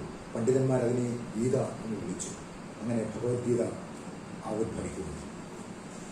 പിന്നീട് കൗരവ യുദ്ധത്തിൽ പാണ്ഡവന്മാർക്ക് എത്രയെത്ര സഹായങ്ങൾ. ഭഗദത്തൻ നാരായണാസ്ത്രം പ്രയോഗിച്ചപ്പോൾ അതിനെ ഭഗവാൻ ആഭരണമായിട്ട്, അലങ്കാരമായിട്ട് മാറിലേക്ക് ഏറ്റുവാങ്ങി. സുദർശനത്താൽ സൂര്യനെ മറച്ചുകൊണ്ട് ജയദ്രഥനെ വധിക്കാൻ വേണ്ടി, അങ്ങനെ അർജുനനെ ഒരു സത്യത്തിൽ നിന്ന് രക്ഷിക്കാൻ വേണ്ടി സഹായകമായിരുന്നു. കർണൻ നാഗാസ്ത്രം പ്രയോഗിച്ചപ്പോൾ അർജുനന്റെ കഴുത്ത്, തല കൊയ്തു പോകും എന്ന ഘട്ടം വരുമ്പോൾ ഭൂമി താഴ്ത്തിക്കൊണ്ട്, രഥം ഭൂമിയിലേക്ക് താഴ്ത്തിക്കൊണ്ട് അർജുനനെ രക്ഷിക്കുന്നു. അശ്വത്ഥാമാവിന്റെ ചൂടാരത്നം പിടിച്ചെടുക്കുന്നു. അങ്ങനെ ഉത്തരാഗർഭം, അശ്വത്ഥാമാവ് ക്രൂരനായ അശ്വത്ഥാമാവ് പാണ്ഡവന്മാരുടെ വംശം മുഴുവൻ മുടിച്ചു കളയാൻ വേണ്ടി പാഞ്ചാലിയുടെ 5 മക്കളെയും രാത്രി സമയത്ത്, ആളില്ലാത്ത സമയത്ത് ഉറങ്ങിക്കിടക്കുന്ന കുട്ടികളെ കൊന്ന് വീണ്ടും ഉത്തരയുടെ ഗർഭത്തിലുള്ള കുട്ടിയെ പോലും കൊല്ലാൻ വേണ്ടി ശ്രമിച്ചപ്പോൾ ശ്രീകൃഷ്ണൻ സുദർശന ചക്രവുമായി ഉത്തരയുടെ ഗർഭത്തിലേക്ക് എത്തി ഉത്തരയുടെ ഗർഭത്തെ സംരക്ഷിക്കുന്നു. ഇങ്ങനെ പാണ്ഡവർക്ക് ബന്ധുക്കളില്ലാത്തവർക്ക് ബന്ധുവാകിയ കൃഷ്ണൻ ഒരുപാട് അത്ഭുതങ്ങൾ കാണിക്കും. പിന്നീട് നമ്മൾ കാണുന്നത് കുചേലന്റെ കഥയാണ്. സുധാമാവിന്റെ പത്നി ധനീയയായി കുചേലനോട് കൂട്ടുകാരനായ കൃഷ്ണനെ പോയി കണ്ടാൽ പോരെ എന്ന് പറഞ്ഞപ്പോൾ കുചേലൻ കൃഷ്ണഭക്തിയാൽ ചോദിക്കാൻ പോലും മറന്നുപോകുന്നു. ചോദിക്കാതെ ഭഗവാൻ വരം അരുളി കൊടുക്കുന്നു. സുധാമാവിന്റെ പത്നിക്ക് തുംഗസൗധങ്ങൾ തീർത്ത അത്ഭുതകരമായ കഥ. അങ്ങനെ എന്തൊക്കെ കഥകൾ. പിന്നീട് അർജുനനെ രക്ഷിക്കാൻ വേണ്ടി സന്താനഗോപാല കഥ. ഇങ്ങനെ എല്ലാം കഥകളെല്ലാം പറഞ്ഞാലും തീരില്ല. ഞാൻ നേരത്തെ പറഞ്ഞതുപോലെ കൃഷ്ണന്റെ കഥകൾ ഒരുപാട് നീണ്ടു കിടക്കുന്നതാണ്. ഇതിനിടയിൽ തന്നെ ഒരുപാട് കഥകളുണ്ട്. ഈ ഗുരുനാഥനെ പുത്രനെ കൊടുത്തു എന്ന് പറഞ്ഞപ്പോൾ അച്ഛനും അമ്മയും അമ്മ ആവശ്യപ്പെടുന്നുണ്ട് തൻ്റെ 6 മക്കളെ കാണണമെന്ന്. അങ്ങനെ അവർക്ക് തൻ്റെ പൂർവികരായിട്ടുള്ള തൻ്റെ പൂർവജന്മാരായ ജ്യേഷ്ഠന്മാരായ 6 കുമാരന്മാരെ കാണിച്ചു കൊടുക്കുന്നു. വസുദേവർ വരെ മരീചിയുടെ മക്കളായിരുന്നു. അവർക്ക് വീണ്ടും തിരിച്ചു പോകാൻ വേണ്ടി അനുവാദം കൊടുക്കുന്നു. അങ്ങനെ അത്ഭുതകരമായ ഒരുപാട് വിലാസങ്ങളാൽ സമ്പന്നമാണ് കൃഷ്ണകഥ. എല്ലാം മധുരമാണ്. മധുരാധിപതി അഖിലം മധുരം. പ്രസിദ്ധമായ ഉള്ളൂരിന്റെ പ്രസിദ്ധമായ കഥയിൽ പറഞ്ഞതുപോലെ എന്തൊക്കെ അത്ഭുതങ്ങൾ. കൽത്തുറുങ്കിനകത്തമ്മ കണി കണ്ട ദിനം മുതൽ കാട്ടാളനീത കണയാൽ കാൽത്താർ വിണ്ട ദിനം വരെ കണ്ണൻ കപടഗോപാലൻ കൈവല്യംബുഘനാഘനം ചെയ്ത കാര്യം സകലതും ജഗന്മോഹനം. പാഞ്ചാലിക്കു നൊടിക്കുള്ളിൽ പട്ടുചേലകൾ നെയ്തതും സുധാമാവിന്റെ പത്നിക്ക് തുംഗസൗധങ്ങൾ തീർത്തതും താനുണ്ട ചീരയിലയാൽ ദാന്തനുൾ തൃപ്തി ചേർത്തതും വിതുരന്റെ ഗൃഹം തന്നിൽ വിരുന്നിന്നു ഗമിച്ചതും